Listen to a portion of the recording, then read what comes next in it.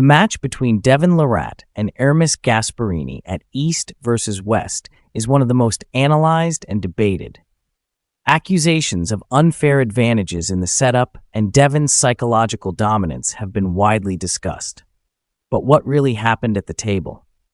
We heard the perspective of the only person who had a privileged view of the confrontation, the head referee, Luke Pulscher. Luke confirms that the mental aspect was decisive and believes that the closeness between both competitors in the days before tilted the balance. I think Ermes was beat by Devon 3 days before they arm wrestled. I think he completely lost the head game with Devon that week. He spent too much time with Devon. He spent too much time listening to Devon. And when Ermes walked on the stage at East versus West that time, he was beat before he ever gripped up with Devon, in my opinion. The biggest controversy centered on the setup. Was Devon gaining an illegal advantage? According to Luke, the problem didn't come from Devon, but from Ermes's discomfort and inability to find a stable position. Devon was actually way less of a problem to set up in that match than Ermes was.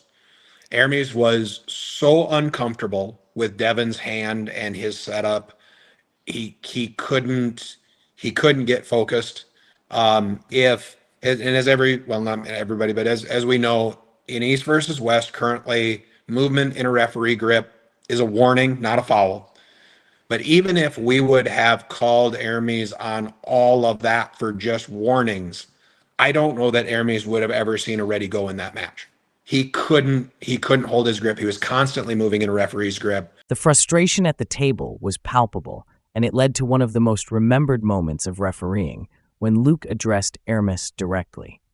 It's a moment the referee himself regrets and has spoken about openly. In the end, the referee's view is clear. The match was decided by psychology and by Ermes's inability to feel comfortable at the table, not by any unfair advantage. A lesson that, according to Luke, has made Ermes a much stronger and better prepared arm wrestler for the future. I have a great regret in that match. During that match, I at a point looked at Ermes and said, "Stop whining." That was a very poor choice of words as the head referee.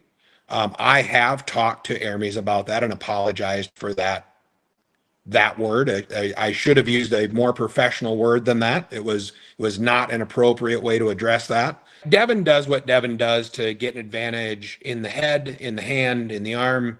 I mean, Devon is a warrior from top to bottom, inside and out. How he does it, a lot of people love, a lot of people don't.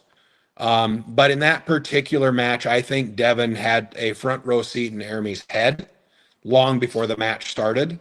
And then after the first go, where Devon had such control, Ermes had a hard time collecting himself, was a lot bigger issue. I think Ermes learned a lot from that match, and that's why I'd like to see that match again, is because I don't think Devon would be able to get into his head as much as he did the first time. I think Ermes really learned from that, and became a lot better arm wrestler because of it. But to say that no, Devon never had an advantage, well, that's absurd. Of course he did. He's Devon.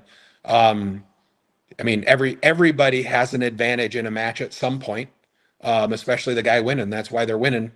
But was it why Ermes lost? No, not even close.